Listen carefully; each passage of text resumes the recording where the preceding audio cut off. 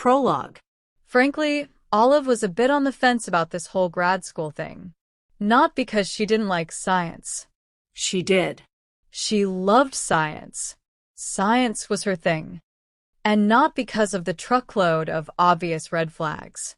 She was well aware that committing to years of unappreciated, underpaid 80-hour workweeks might not be good for her mental health. That nights spent toiling away in front of a Bunsen burner to uncover a trivial slice of knowledge might not be the key to happiness. That devoting her mind and body to academic pursuits with only infrequent breaks to steal unattended bagels might not be a wise choice. She was well aware, and yet none of it worried her. Or maybe it did a tiny bit, but she could deal. It was something else that held her back from surrendering herself to the most notorious and soul-sucking circle of hell, i.e., a PhD program. Held her back, that is, until she was invited to interview for a spot in Stanford's biology department and came across the guy. The guy whose name she never really got. The guy she met after stumbling blindly into the first bathroom she could find. The guy who asked her, out of curiosity, "Is there a specific reason you're crying in my restroom?" Olive squeaked. She tried to open her eyes through the tears and only barely managed to. Her entire field of view was blurry. All she could see was a watery outline, someone tall, dark-haired, dressed in black, and, yeah, that was it. Is this the ladies' restroom?" she stammered. A pause. Silence. And then, nope. His voice was deep. So deep. Really deep. Dreamy deep. Are you sure? Yes. Really? Fairly, since this is my lab's bathroom. Well. He had her there. I'm so sorry. Do you need to? She gestured toward the stall, or where she thought the stalls were. Her eyes stung, even closed, and she had to scrunch them shut to dull the burn.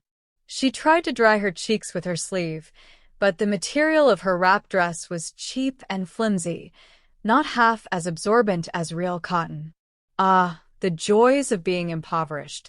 I just need to pour this reagent down the drain, he said, but she didn't hear him move. Maybe because she was blocking the sink. Or maybe because he thought Olive was a weirdo and was contemplating sicking the campus police on her. That would put a brutally quick end to her PhD dreams, wouldn't it? We don't use this as a restroom, just to dispose of waste and wash equipment. Oh, sorry.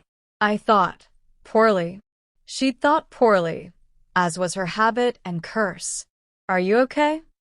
He must be really tall. His voice sounded like it came from 10 feet above her. Sure. Why do you ask? Because you are crying.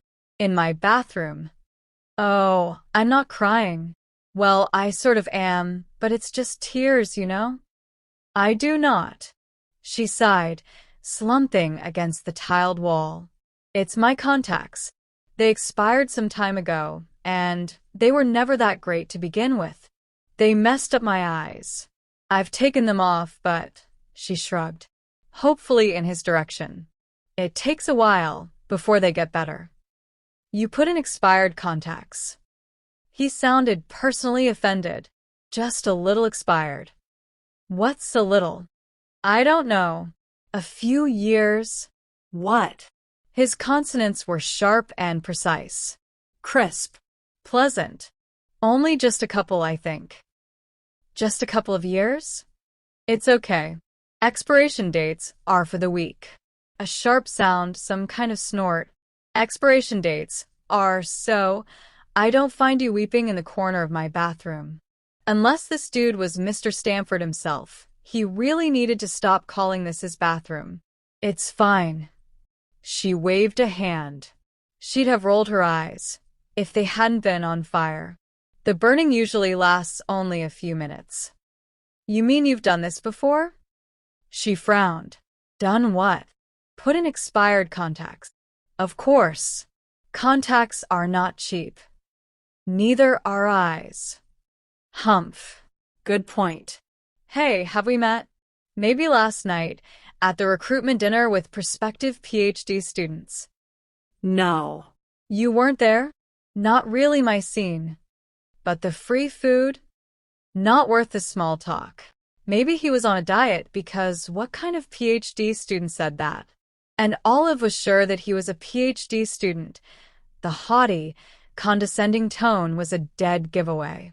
All PhD students were like that, thinking they were better than everyone else just because they had the dubious privilege of slaughtering fruit flies in the name of science for 90 cents an hour. In the grim, dark hellscape of academia, graduate students were the lowliest of creatures and therefore had to convince themselves that they were the best. Olive was no clinical psychologist, but it seemed like a pretty textbook defense mechanism. "Are you interviewing for a spot in the program?" he asked. Yup. "For next year's biology cohort." God, her eyes were burning. "What about you?" she asked, pressing her palms into them. "Me? How long have you been here?" "Here."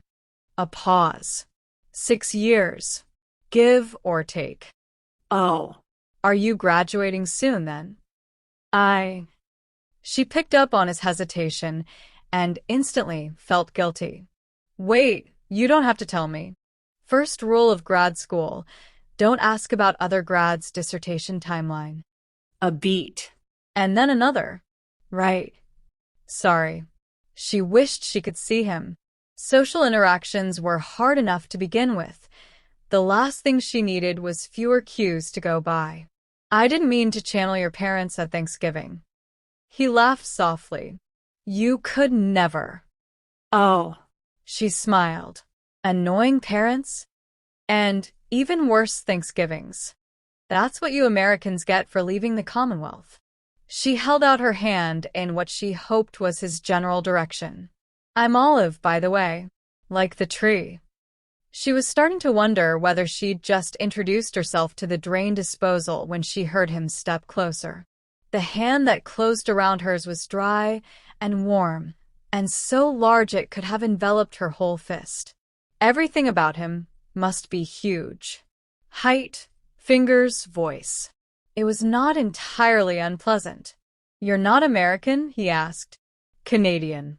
"Listen, if you happen to talk with anyone who's on the admissions committee, would you mind not mentioning my contact's mishap? It might make me seem like a less than stellar applicant." "You think so?" he deadpanned. She would have glared at him, if she could. Though maybe she was doing a decent job of it anyway, because he laughed. Just a huff, but Olive could tell. And she kind of liked it. He let go of her, and she realized that she'd been gripping his hand. Oops. "Are you planning to enroll?" he asked. She shrugged. "I might not get an offer." But she and the professor she'd interviewed with, Dr. Aslan, had really hit it off. Olive had stuttered and mumbled much less than usual. Plus, her GRE scores and GPA were almost perfect. Not having a life came in handy sometimes. "Are you planning to enroll if you get an offer, then?" She'd be stupid not to. This was Stanford, after all, one of the best biology programs. Or at least, that was what Olive had been telling herself to cover the petrifying truth, which was that, frankly, she was a bit on the fence about this whole grad school thing. Maybe. I must say, the line between excellent career choice and critical life screw-up is getting a bit blurry. Seems like you're leaning toward screw-up. He sounded like he was smiling. No. Well, You just. She bit her lip. "What if I'm not good enough?" she blurted out. And God, why was she bearing the deepest fears of her secret little heart to this random bathroom guy? And what was the point, anyway?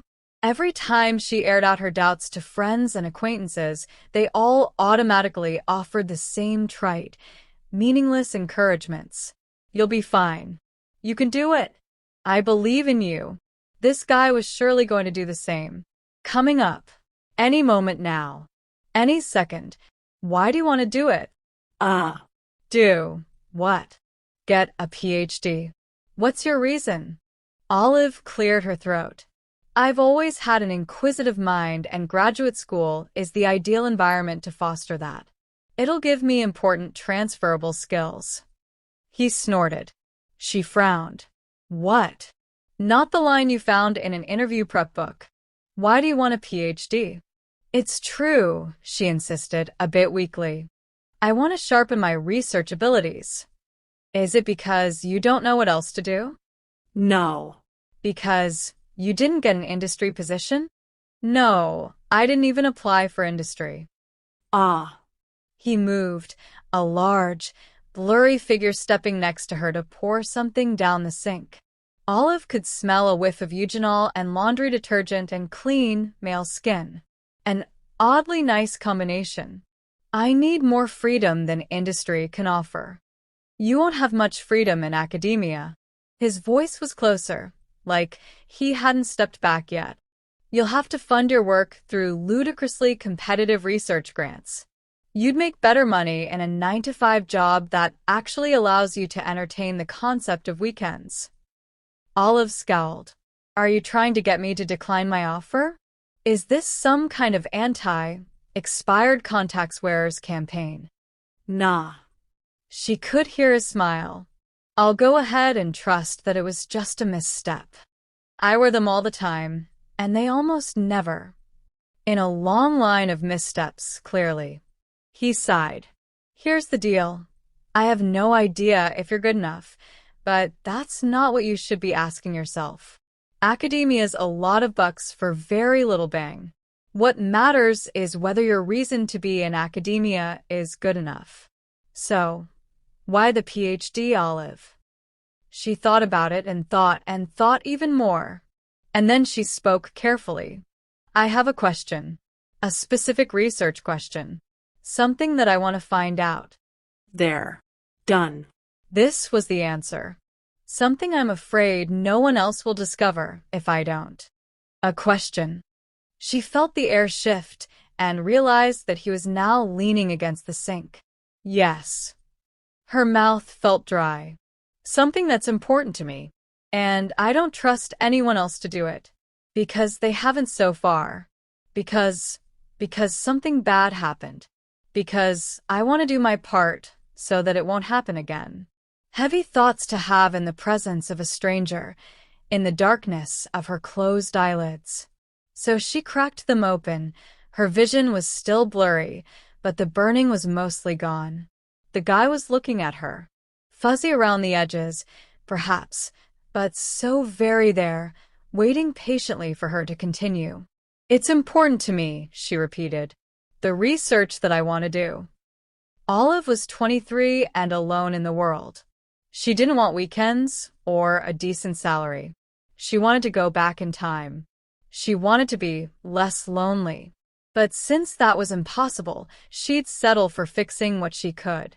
He nodded but said nothing as he straightened and took a few steps toward the door. Clearly leaving. Is mine a good enough reason to go to grad school? She called after him, hating how eager for approval she sounded. It was possible that she was in the midst of some sort of existential crisis. He paused and looked back at her. It's the best one. He was smiling, she thought. Or something like it. Good luck on your interview, Olive. Thanks. He was almost out the door already. Maybe I'll see you next year, she babbled, flushing a little. If I get in. And if you haven't graduated. Maybe, she heard him say. With that, the guy was gone. And Olive never got his name. But a few weeks later, when the Stanford biology department extended her an offer, she accepted it. Without hesitating. Chapter 1. Hypothesis. When given a choice between A, a slightly inconveniencing situation, and B, a colossal shit show with devastating consequences, I will inevitably end up selecting B. 2 years, 11 months later, in Olive's defense, the man didn't seem to mind the kiss too much. It did take him a moment to adjust. Perfectly understandable, given the sudden circumstances.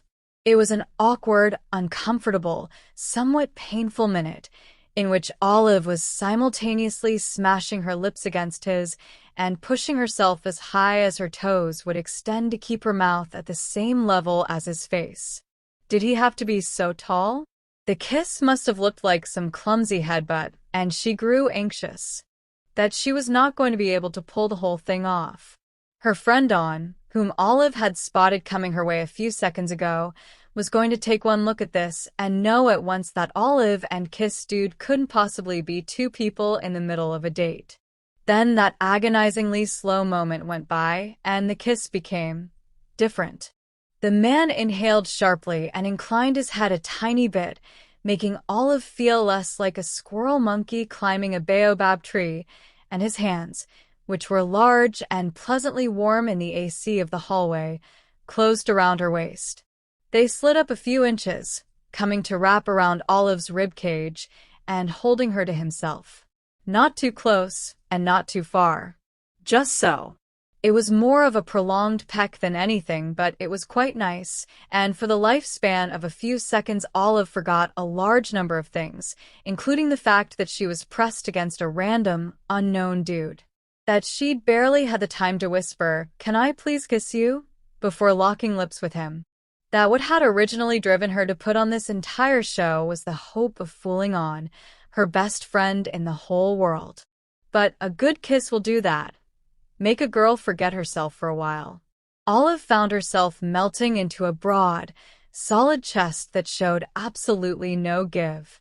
Her hands traveled from a defined jaw into surprisingly thick and soft hair, and then she heard herself sigh, as if already out of breath, and that's when it hit her like a brick on the head, the realization that no. Nope. She should not be enjoying this. Random dude and all that. Olive gasped and pushed herself away from him, frantically looking for On. In the 11 p.m. bluish glow of the biology lab's hallway, her friend was nowhere to be seen. Weird. Olive was sure she had spotted her a few seconds earlier. Kiss Dude, on the other hand, was standing right in front of her, lips parted, chest rising, and a weird light flickering in his eyes, which was exactly when it dawned on her, the enormity of what she had just done. Of who she had just fuck her life. Fuck. Her life. Because Dr. Adam Carlson was a known ass. This fact was not remarkable in and of itself, as in academia every position above the graduate student level, Olive's level, sadly, required some degree of assness in order to be held for any length of time, with tenured faculty at the very peak of the ass pyramid. Dr. Carlson, though, he was exceptional.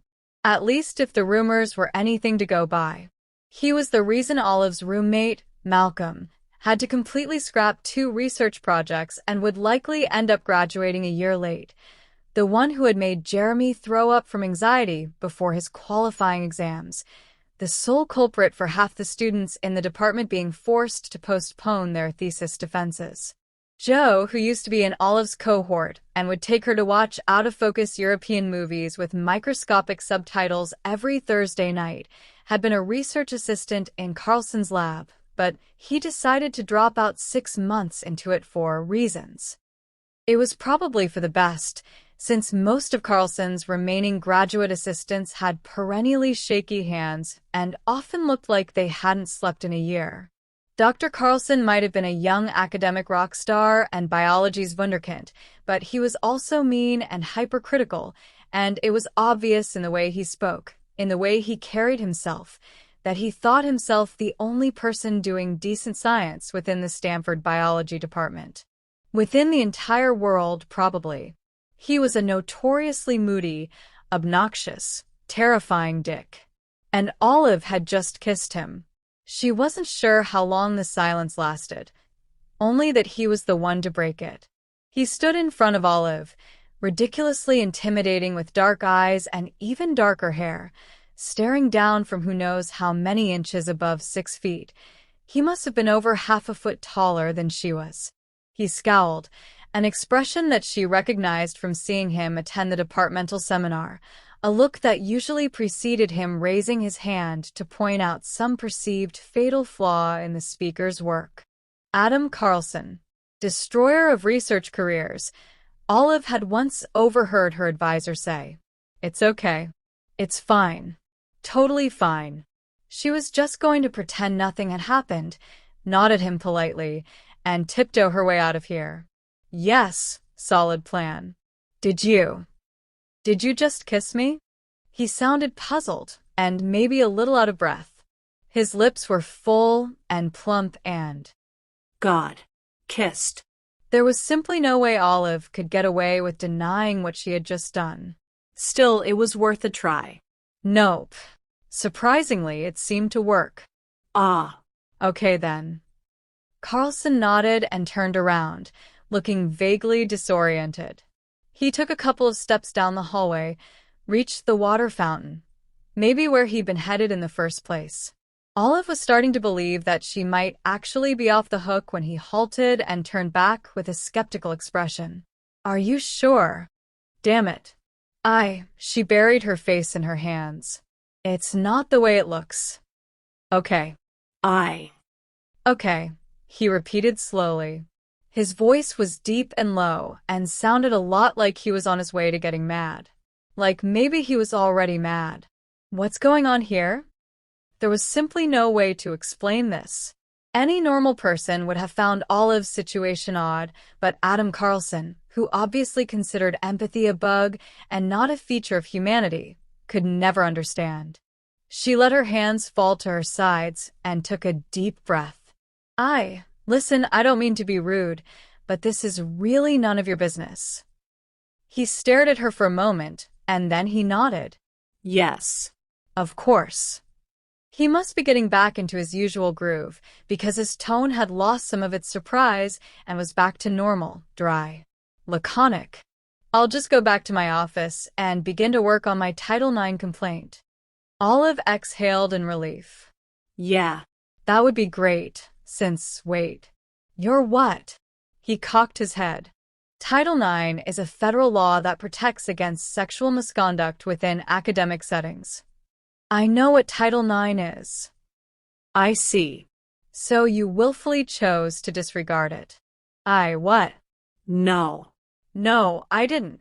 He shrugged. I must be mistaken then. Someone else must have assaulted me. Assault? I didn't assault you. You did kiss me. But not really. Without first securing my consent. I asked if I could kiss you, and then did so, without waiting for my response. What? You said yes. Excuse me? She frowned. I asked if I could kiss you, and you said yes. Incorrect. You asked if you could kiss me, and I snorted. I'm pretty sure I heard you said yes. He lifted one eyebrow, and for a minute Olive let herself daydream of drowning someone. Dr. Carlson. Herself. Both sounded like great options. Listen, I'm really sorry. It was a weird situation. Can we just forget that this happened? He studied her for a long moment, his angular face serious and something else, something that she couldn't quite decipher, because she was too busy noticing all over again how damn towering and broad he was. Just massive. Olive had always been slight, just this side of too slender, but girls who are 5'8" rarely felt diminutive. At least until they found themselves standing next to Adam Carlson. She'd known that he was tall, of course, from seeing him around the department or walking across campus, from sharing the elevator with him, but they'd never interacted. Never been this close. Except for a second ago, Olive. When you almost put your tongue in his. Is there something wrong? He sounded almost concerned. What? No. No, there isn't. Because, he continued calmly, kissing a stranger at midnight in a science lab might be a sign that there is. There isn't. Carlson nodded, thoughtful. Very well.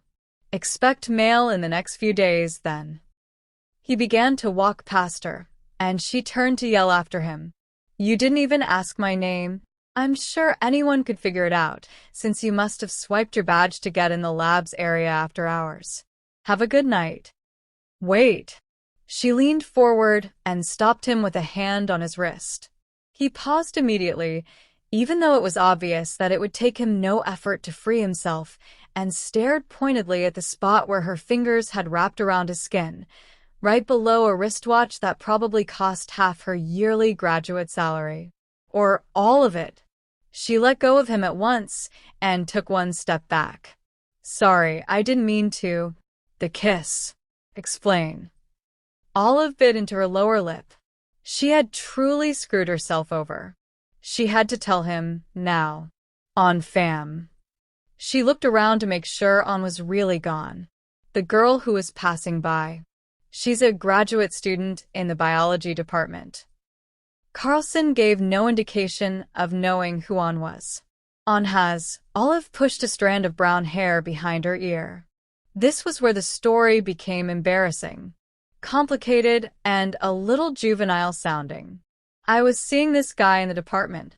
Jeremy Langley. He has red hair and works with Dr. Anyway, we went out just a couple of times, and then I brought him to On's birthday party, and they just sort of hit it off, and Olive shut her eyes, which was probably a bad idea, because now she could see it painted on her lids. Her best friend and her date had bantered in that bowling alley, as if they'd known each other their whole lives. The never-exhausted topics of conversation, the laughter, and then, at the end of the night, Jeremy following On's every move with his gaze. It had been painfully clear who he was interested in. Olive waved a hand and tried for a smile. Long story short, after Jeremy and I ended things, he asked On out. She said no because of girl code and all that, but I can tell that she really likes him. She's afraid to hurt my feelings, and no matter how many times I told her it was fine, she wouldn't believe me. Not to mention that the other day I overheard her confess to our friend Malcolm that she thought Jeremy was awesome, but she could never betray me by going out with him, and she sounded so dejected, disappointed, and insecure. Not at all like the spunky, larger-than-life On I am used to. So I just lied and told her that I was already dating someone else.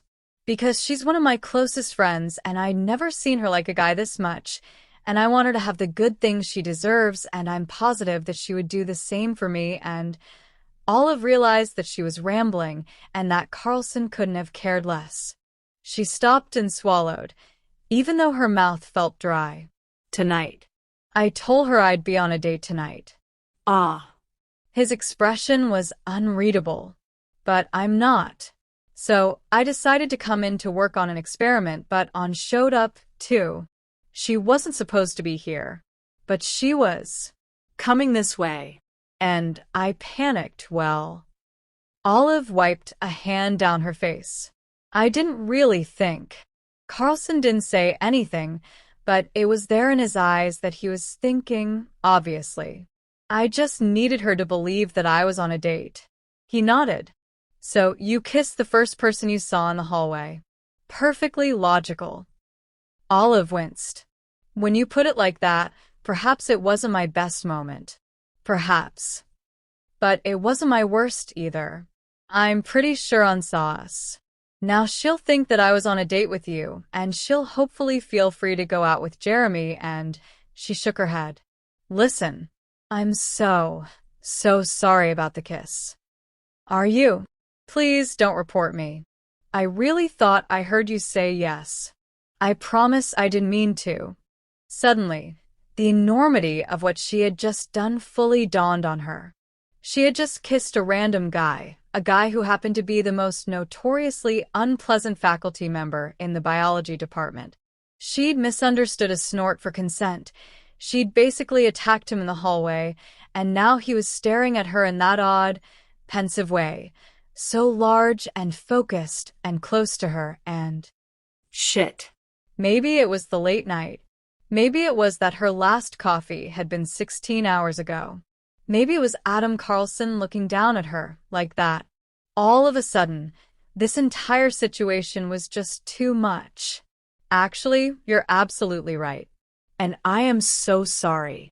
If you felt in any way harassed by me, you really should report me, because it's only fair. It was a horrible thing to do, though I really didn't want to. Not that my intentions matter. It's more like your perception of crap, crap, crap. I'm going to leave now, okay? Thank you, and I am so sorry. Olive spun around on her heels and ran away down the hallway. Olive, she heard him call after her. Olive, wait. She didn't stop. She sprinted down the stairs to the first floor and then out the building and across the pathways of the sparsely lit Stanford campus, running past a girl walking her dog and a group of students laughing in front of the library. She continued until she was standing in front of her apartment's door, stopping only to unlock it, making a beeline for her room in the hope of avoiding her roommate and whoever he might have brought home tonight. It wasn't until she slumped on her bed, staring at the glow-in-the-dark stars glued to her ceiling, that she realized she had neglected to check on her lab mice. She had also left her laptop on her bench and her sweatshirt somewhere in the lab, and she had completely forgotten to stop at the store and buy the coffee she'd promised Malcolm she'd get for tomorrow morning. Shit. What a disaster of a day. It never occurred to Olive that Dr. Adam Carlson, known as, had called her by her name. Chapter 2. Hypothesis. Any rumor regarding my love life will spread with a speed that is directly proportional to my desire to keep said rumor a secret. Olive Smith was a rising third-year PhD student in one of the best biology departments in the country, one that housed more than 100 grads and what often felt like several million majoring undergrads. She had no idea what the exact number of faculty was, but judging from the mailboxes in the copy room, she'd say that a safe guess was too many. Therefore, she reasoned that if she'd never had the misfortune of interacting with Adam Carlson in the 2 years before the night, it had been only a handful of days since the kissing incident, but Olive already knew that she'd think of last Friday as the night for the rest of her life. It was entirely possible that she might be able to finish grad school without crossing paths with him ever again. In fact, she was fairly sure that not only did Adam Carlson have no idea who she was, but he also had no desire to learn and had probably already forgotten all about what happened. Unless, of course, she was catastrophically wrong, and he did end up filing a Title IX lawsuit. In which case, she supposed that she would see him again when she pleaded guilty in federal court. Olive figured that she could waste her time fretting about legal fees, or she could focus on what were more pressing issues, like the approximately 500 slides she had to prepare for the neurobiology class that she was slated to TA in the fall semester, which was starting in less than 2 weeks. Or the note Malcolm had left this morning, telling her he'd seen a cockroach scurry under the credenza even though their apartment was already full of traps. Or the most crucial one, the fact that her research project had reached a critical point and she desperately needed to find a bigger, significantly richer lab to carry out her experiment. Otherwise, what could very well become a groundbreaking, clinically relevant study might end up languishing on a handful of petri dishes stacked in the crisper drawer of her fridge. Olive opened her laptop with half a mind to Google organs one can live without and how much cash for them, but got sidetracked by the 20 new emails she'd received while busy with her lab animals. They were almost exclusively from predatory journals, Nigerian prince wannabes, and one glitter company whose newsletter she'd signed up for 6 years ago to get a free tube of lipstick. Olive quickly marked them as read, eager to go back to her experiments, and then noticed that one message was actually a reply to something she had sent. A reply from Holy crap. Holy crap.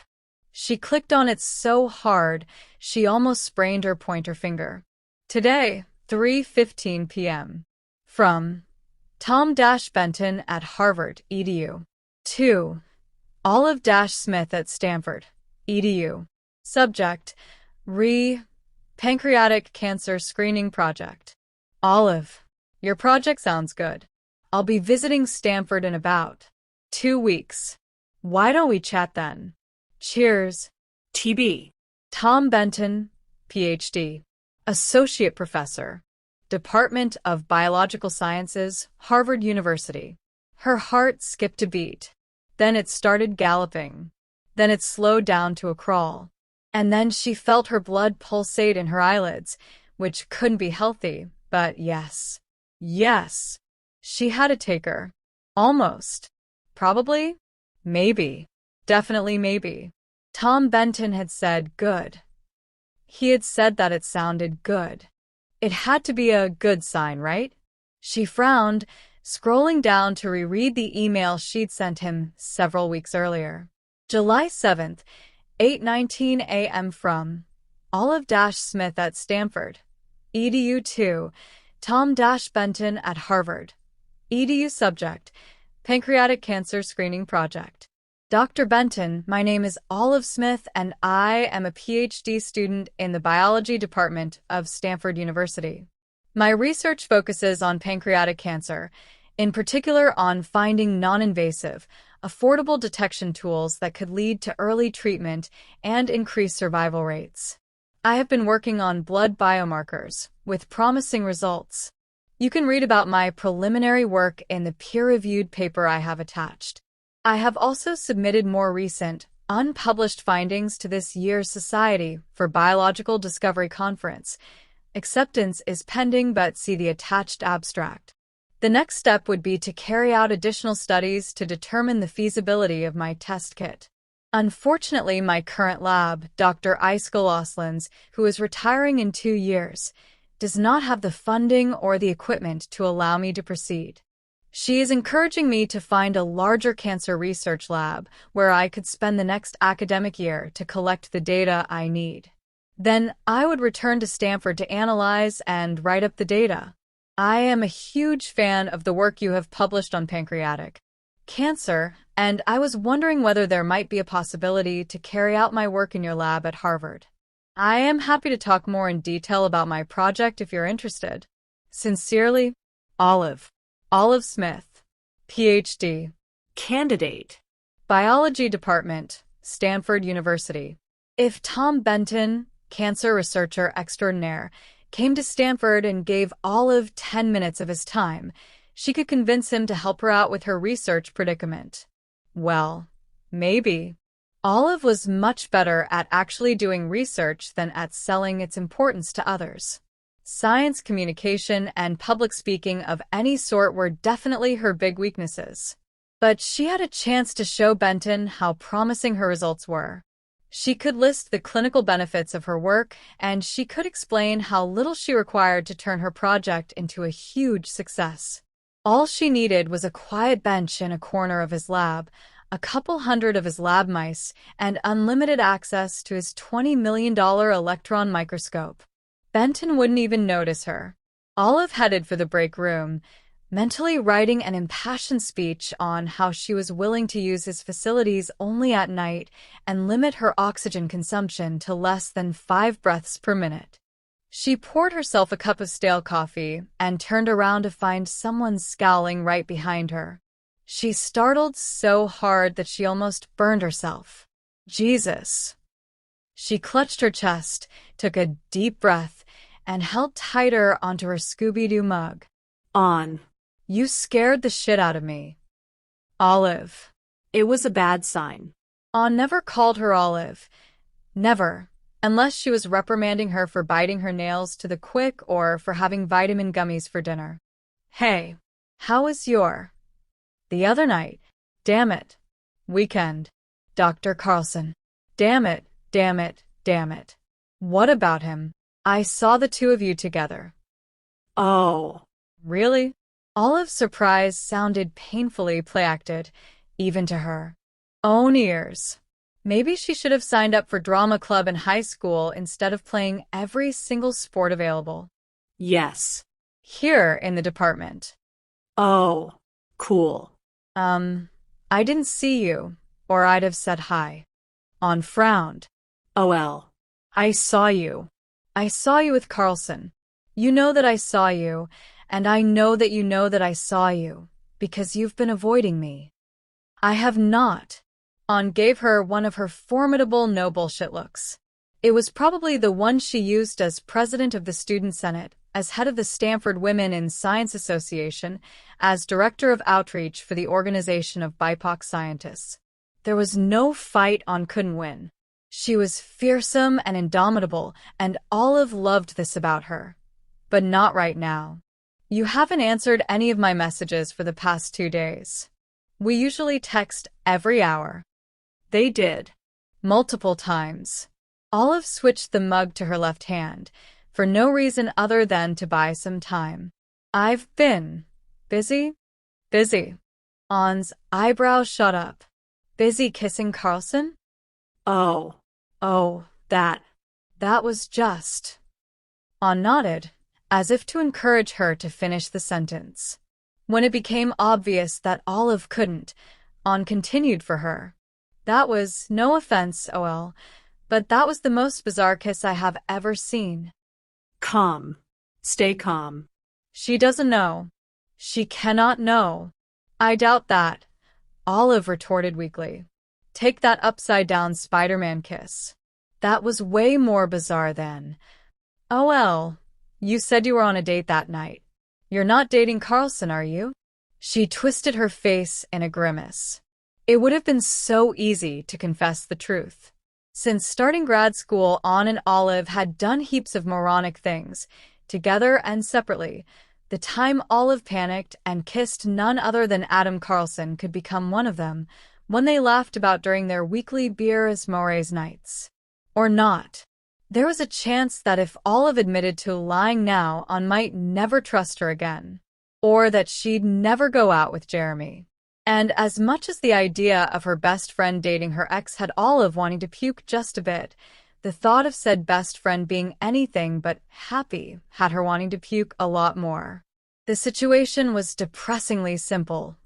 Olive was alone in the world.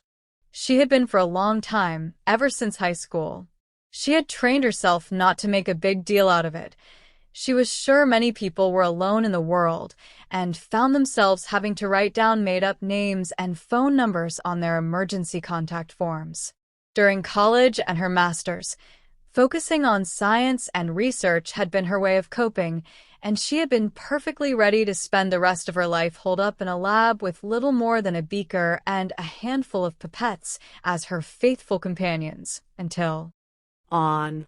In a way, it had been love at first sight. First day of grad school. Biology cohort orientation. Olive entered the conference room, looked around, and sat in the first free seat she could find, petrified.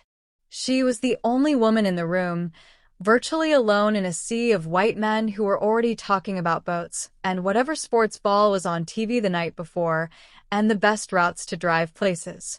I have made a terrible mistake, she thought. The guy in the bathroom was wrong. I should never have come here. I am never going to fit in. And then a girl with curly dark hair and a pretty, round face plopped in the chair next to hers and muttered, "So much for the STEM program's commitment to inclusivity. Am I right?" That was the moment everything changed. They could have just been allies. As the only 2 non-cis white male students in their year, they could have found solace together when some bitching was needed and ignored each other otherwise. Olive had lots of friends like that, all of them actually circumstantial acquaintances whom she thought of fondly, but not very often. On, though, had been different from the start. Maybe because they'd soon found out that they loved spending their Saturday nights eating junk food and falling asleep to rom-coms. Maybe it was the way she'd insisted on dragging Olive to every single Women in STEM support group on campus and had wowed everyone with her bullseye comments.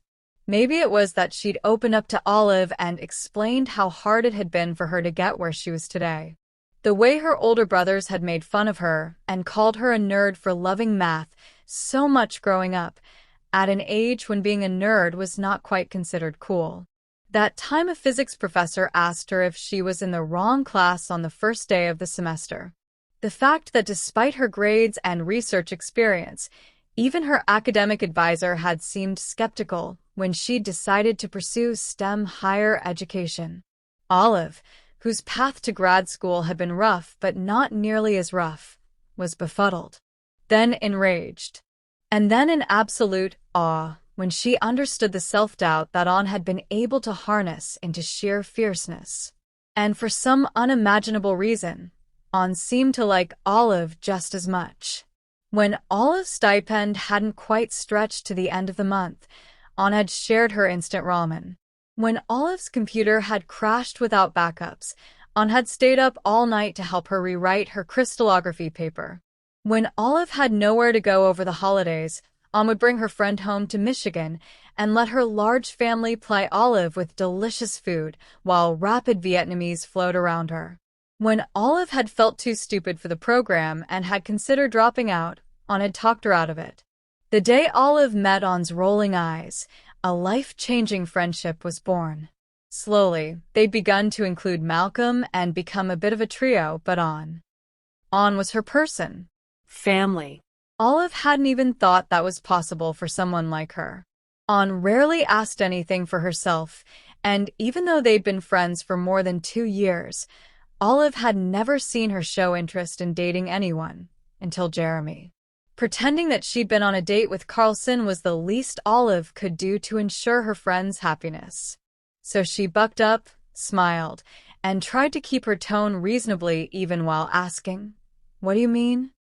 "I mean that we talk every minute of every day and you never mentioned Carlson before. My closest friend is supposedly seeing this superstar professor of the department, and somehow I've never heard of it. You know his reputation, right? Is it some kind of joke? Do you have a brain tumor? Do I have a brain tumor?" This was what happened whenever Olive lied. She ended up having to tell even more lies to cover her first, and she was horrible at it, which meant that each lie got worse and less convincing than the previous. There was no way she could fool On. There was no way she could fool On. There was no way she could fool anybody. On was going to get mad, then Jeremy was going to get mad, then Malcolm, too, and then Olive was going to find herself utterly alone.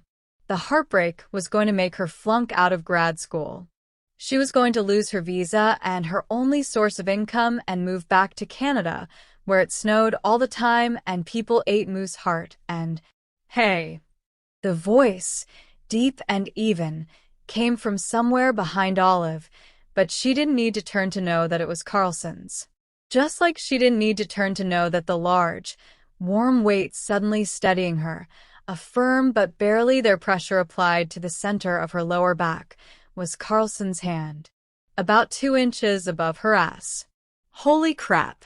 Olive twisted her neck and looked up, and up, and up, and a bit more up.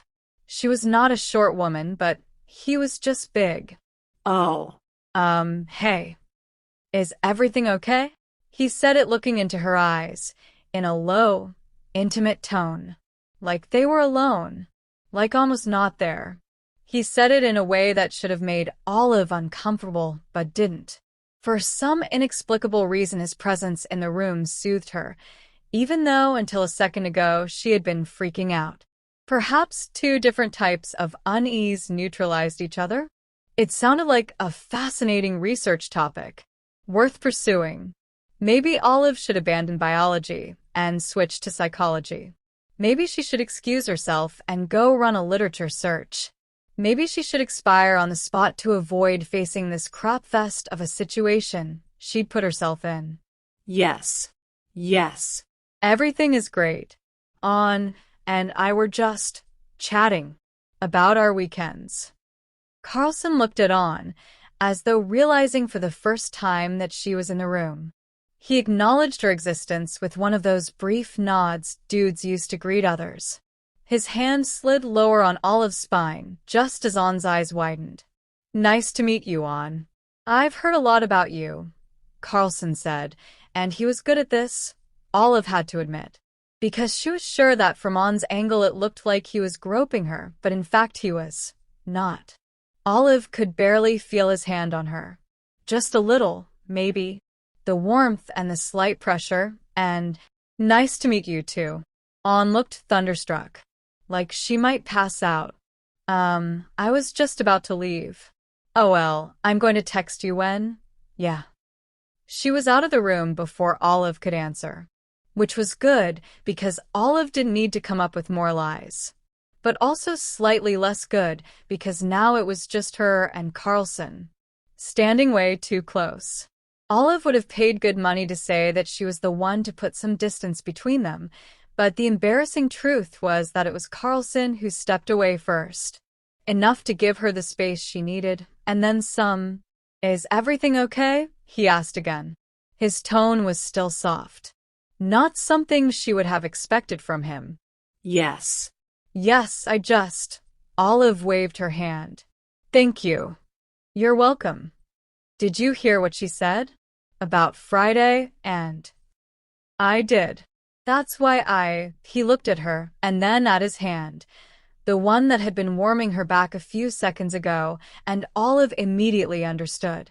"Thank you," she repeated. Because Adam Carlson might have been a known ass, but Olive was feeling pretty damn grateful right at the moment. Also, I couldn't help noticing that no agents from the Federal Bureau of Investigation have knocked on my door to arrest me in the past 72 hours.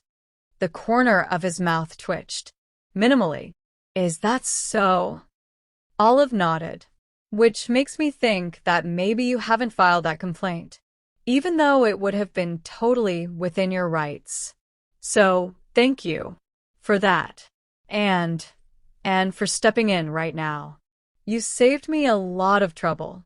Carlson stared at her for a long moment, looking suddenly like he did during seminar, when people mixed up theory and hypothesis or admitted to using listwise deletion instead of imputation. "You shouldn't need someone to step in." Olive stiffened. Right. "Known as. Well, it's not as if I asked you to do anything. I was going to handle it by myself. And you shouldn't have to lie about your relationship status," he continued. "Especially not so that your friend and your boyfriend can get together guilt-free. That's not how friendship works, last I checked." Oh. So he'd actually been listening when Olive vomited her life story at him. "It's not like that." He lifted an eyebrow, and Olive raised a hand in defense. "Jeremy wasn't really my boyfriend. And didn't ask me for anything. I'm not some sort of victim, I just want my friend to be happy." "By lying to her," he added drily. "Well, yeah, but she thinks we're dating, you and I," Olive blurted out. God, the implications were too ridiculous to bear. Wasn't that the point? Yeah. She nodded, and then remembered the coffee in her hand and took a sip from her mug. It was still warm. The conversation with On couldn't have lasted more than 5 minutes. Yeah. I guess it was. "By the way, I'm Olive Smith. In case you're still interested in filing that complaint. I'm a PhD student in Dr. Oslin's lab." "I know who you are." Oh. Maybe he had looked her up, then. Olive tried to imagine him combing through the current PhD students section on the department website. Olive's picture had been taken by the program secretary on her 3rd day of grad school, well before she had become fully aware of what she was in for.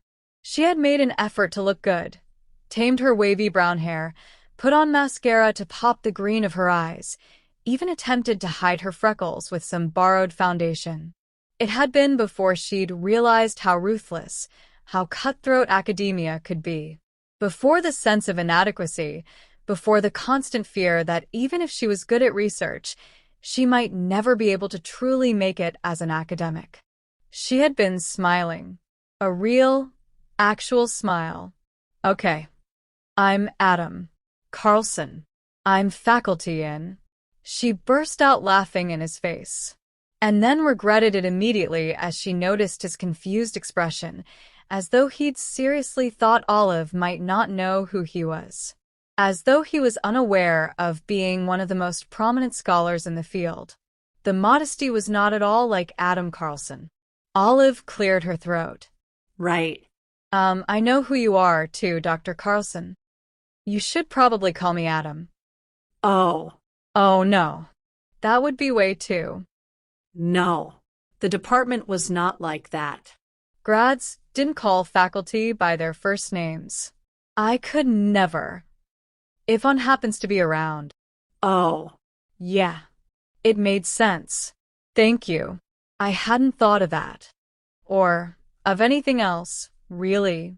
Clearly, her brain had stopped working 3 days ago when she decided that kissing him to save her own ass was a good idea. If that's okay with you. I'm going to go home because this whole thing was kind of stressful and I was going to run an experiment, but I really need to sit on the couch and watch American Ninja Warrior for 45 minutes while eating cool ranch Doritos, which taste surprisingly better than you'd give them credit for. He nodded. I'll walk you to your car. I'm not that distraught. In case Son's still around.